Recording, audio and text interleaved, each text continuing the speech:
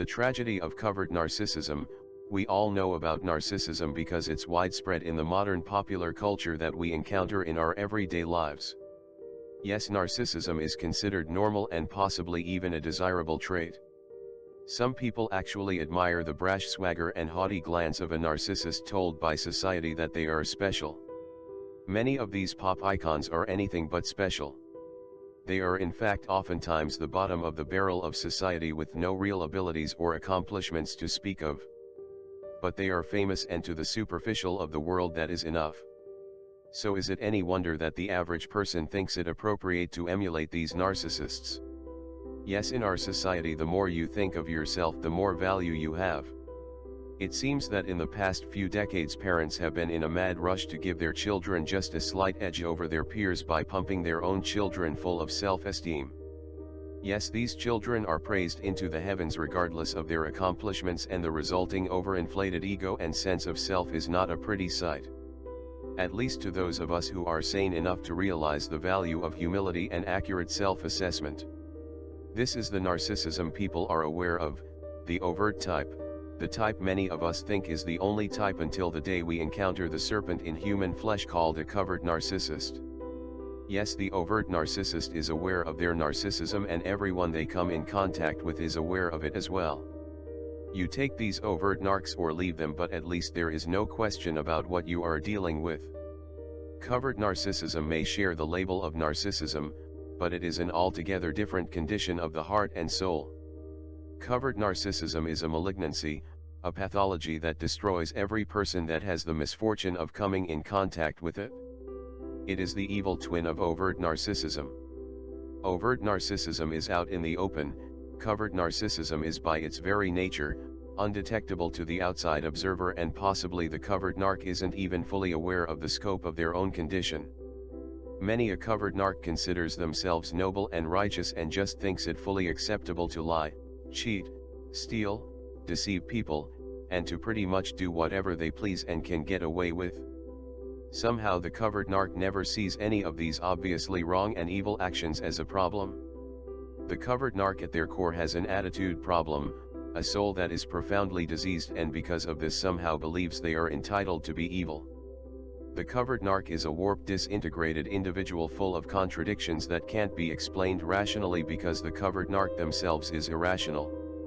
How can you even begin to understand or explain to someone that a narc thinks of themselves as superior to everyone and has totally convinced themselves of that, and yet that self-same narcissist doesn't feel that they themselves have any intrinsic value? Yes, paradoxically, the covert narcissist felt inferior, inadequate from as early as they can remember. Their way of coping with that was to convince the world and also themselves that they were more than what they were, different than what they were. Yes, the narc felt that dealing with the reality of their true inner self was too painful and too complicated. The narc's attitude or method of coping was to develop an alter ego that would protect them from their difficulties in the real world and take them away from the actual person that they were. So if they were being emotionally abused by their parents or neglected, etc., that abuse or neglect was directed to another, and that allowed the narc even as a child to avoid any shame by disconnecting themselves from their real persona. So yes, the narc would be different. Different on the outside than they were on their inside. Usually that meant more intelligent, richer, more accomplished, but most importantly different. Yes, even as a young child the narc never felt their inner self was good enough. You could say the narc felt that they were always better than themselves. Even from a very early age the narc began that cycle of deceptiveness to the outside world and to themselves, because deep inside the narc felt deficient, not good enough. So as the narc progressed through life they fulfilled their own prophecy, they were deficient and not good enough. Yes, towards the middle and latter half of the narcissist's life they are exactly what they predicted they would be, a hollow shell with nothing inside of it at all and only a tenuous fake facade that needs careful maintenance so that no one can ever look behind it. At the core of that facade is a creature that never grew up and became more and more jaded as the years went by. How could such a tragedy occur? Because the narc never gave their real self a chance. A chance to develop, to grow, to learn from mistakes. It was so much easier for the narc to pretend than to do the work. Sadly, the narc had betrayed their own inner self, had not even shown loyalty to their own self. Yes, the narc divorced themselves from their own inner persona. So is it any wonder that after years and decades of putting on this show and betraying themselves that the narc has no ability to be truly loyal or commit to anyone? With the empath or the narc abuse victim, there's a similar problem with self-evaluation. They also feel they have no intrinsic value and therefore they see nothing wrong with being downgraded by those that they love around them. They see no problems with other people in their environment asserting their superiority over them. Yes, others around them are given every right to take away their accomplishments and their sense of self-esteem. Others around them have every right to consider themselves superior to the empath or codependent. So this leads right into the theme of the difference between self-esteem and the more popular notion of self-love. There is a very key difference. Self-esteem means correctly estimating your abilities to do anything and correctly assessing your knowledge across the broad gamut of topics. Not assessing yourself to be less than what you're capable of doing or knowing less than you know, and not assessing yourself to be more capable than your actual abilities of what you can do or knowing more than you actually know. The third and possibly most important aspect of self-esteem is correctly assessing yourself in relationship to others, being able to see that you are more accomplished than others in some areas and less accomplished or able in other areas. Yes, when you clearly see your own self more accurately, you can begin to understand the complexity of the human condition. Things aren't black and white, but instead each person, no matter what walk of life they come from, has been given their own gifts. Again, the Bible spends a great deal of time discussing that each person has value in and of themselves and they should embrace both their own strengths and weaknesses. The Bible gives the analogy of believers in Christ being one body, with each person being a member of that body with his or her own function, some people being feet and others hands, others eyes, ears, or heads. Each member of the body of Christ having their own purpose as described in 1 Corinthians 12, for example, verse 17 and 18. 17 If the whole body were an eye, where would the sense of hearing be? If the whole body were an ear, where would the sense of smell be? 18 But in fact God has placed the parts in the body, every one of them, just as He wanted them to be. Each person has been born with their own set of gifts and abilities and needs to embrace those abilities and use them in order to fully reach their true potential. This is the core of what makes the narc dysfunctional. The narc never realizes their own potential because they literally refuse to accept themselves for what they are or accurately assess their own capabilities. The narc runs away from their real self instead of embracing who and what they are. So this is a far better way to look at narcissism than to broach upon the subject of self-love. The Bible knows that each person intuitively has their own love of self. That is something that the Bible does not want us to cultivate. On the contrary, the Bible wants us to be less focused on the self and our own will and our own accomplishments, and instead we should look at our values simply as how useful we can be to God in fulfilling His purposes through our lives. So a person's true value or assessment of themselves or self-esteem should be based on and really lies in how close we are to doing God's will in our lives. This removes our focus on ourselves. Yes, the purpose of every person's life, if it is fully realized, is to glorify God. Anything that we do for our own self-image and our own sense of accomplishment is robbing or taking away from that ideal purpose. We should look at our abilities not by what we personally can do but what we can do through God as His tool. To do this we need to fully realize and embrace the abilities or gifts that we were born with, that God gave us. If we allow ourselves to be used as God's tools, we will realize our full value and have an accurate sense of our own value or self-esteem. Both the narc and the empath have a self-esteem problem, and that is what creates Ross Rosenberg's aptly named human magnet syndrome. The narc is so disconnected and divorced from their own core being and has neglected that being so that it remains an emotional infant. The narc simply refused to grow. So the narc got into the pattern of having to overestimate themselves at all times. The empath, on the other hand, simply grew up getting into the pattern of downgrading themselves and underestimating their abilities. The empath somehow was conditioned to believe it was noble and correct to let others take away any accomplishment, anything that they had or did. The empath felt it was totally okay to be denigrated and treated badly. The empath almost felt it was their purpose to be another person's doormat.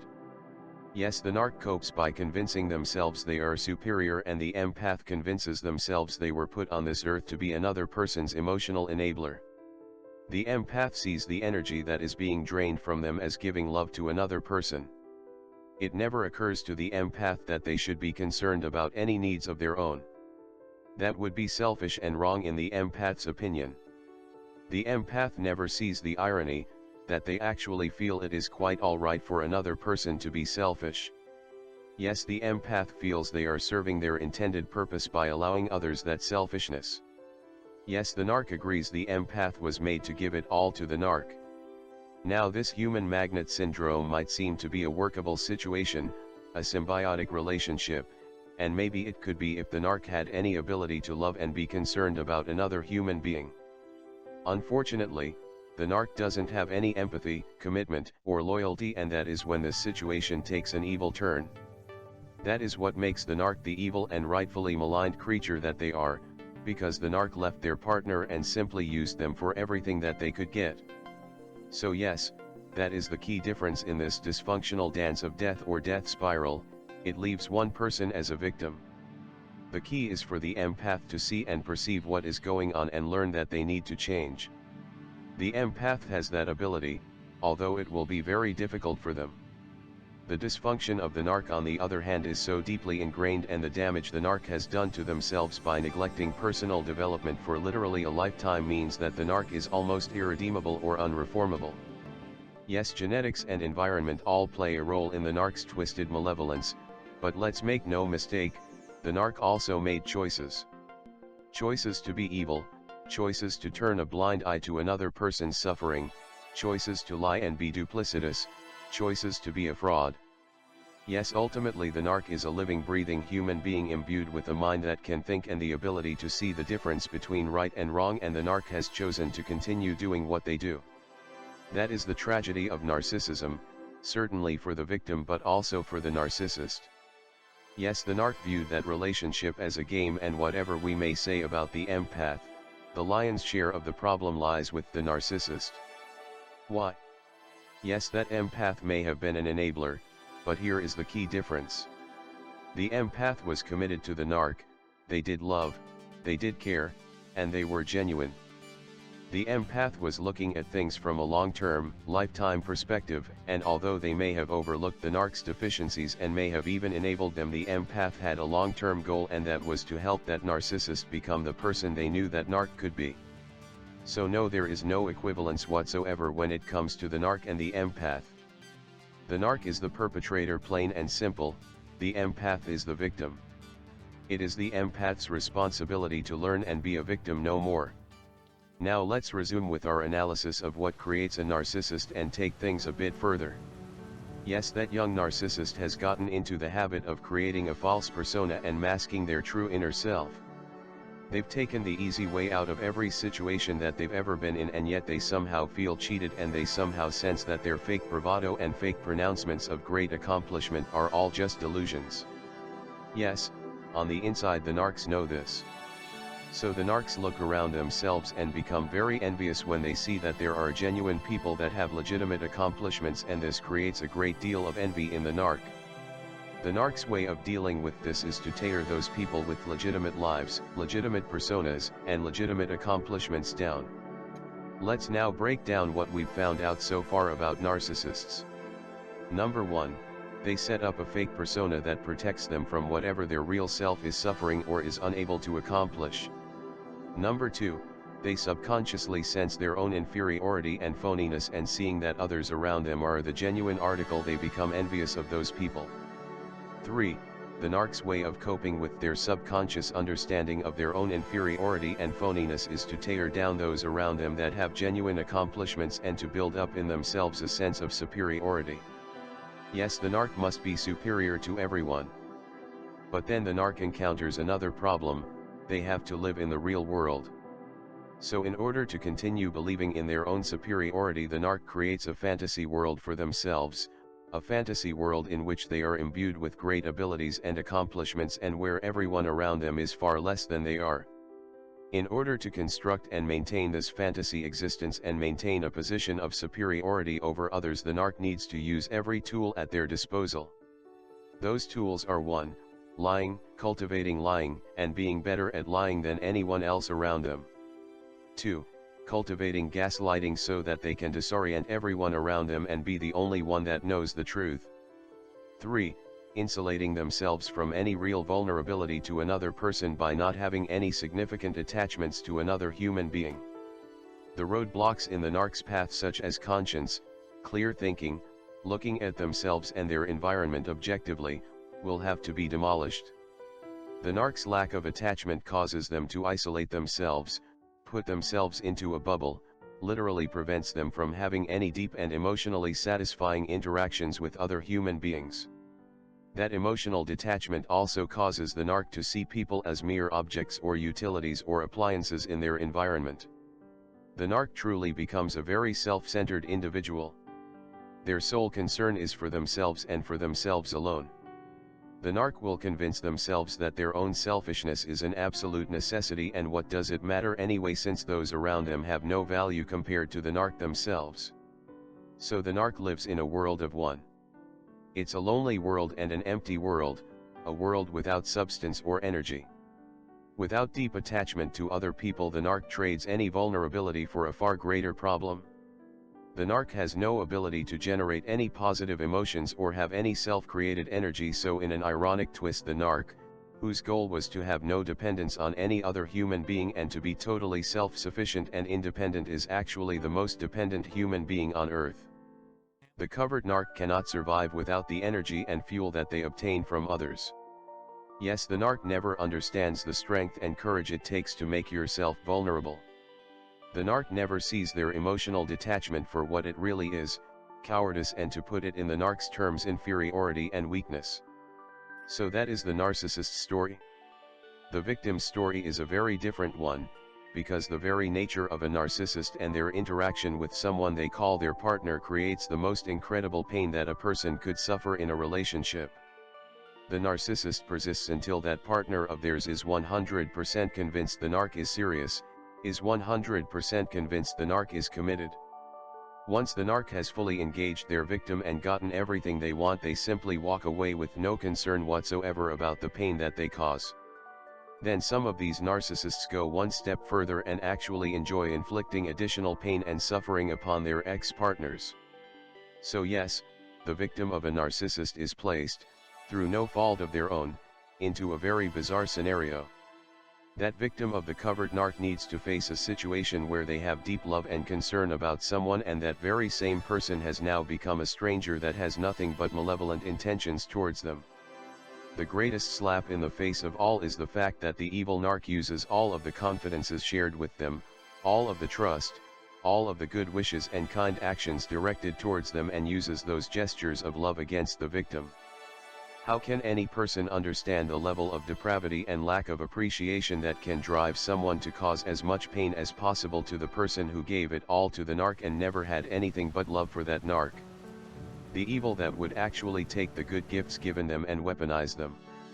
That is a covert narcissist and their method of operation.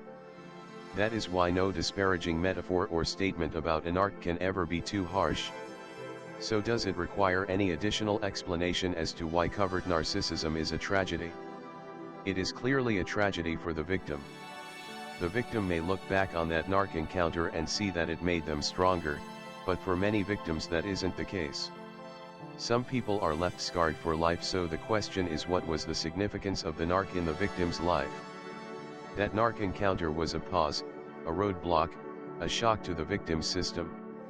That narc was a challenge, a mountain to climb, and to some victims they can never see themselves ever getting to that summit and looking out at the bright horizon behind that lofty and intimidating peak.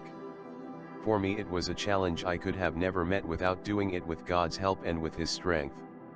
I have not yet reached that mountaintop, and I have no idea what I will find on the other side, but I have no doubt that it will be far superior to the desolation I have put behind me. That stark, emotionless, fake, phony world of a narcissist relationship. So what was the purpose for the victim to be in the narc's life? We can only speculate, but I will attempt to make a guess. The narc was given a chance for love, for understanding, for compassion. The narc was given a chance to heal and find peace. The narc was given everything a person should ever want and expect from life, and that narc warped all of that good and threw it away like worthless garbage. So what was the victim's purpose for the narcissist? Each victim is another nail in the narc's coffin. Another reason that the narc has no excuse for being as evil as they were. Does the narc really believe they were never understood, never had love, never got a chance? Maybe. But the string of victims in that narc's wake tells a very different story. A story that narc will never be able to escape. So yes, in the end, covert narcissism will be a tragedy for the narcissists themselves as well. But there will be no tears of sympathy for that creature as its life unfurls around it, fully displayed with no ability to cover anything up, and like an anchor pulls it into the abyss.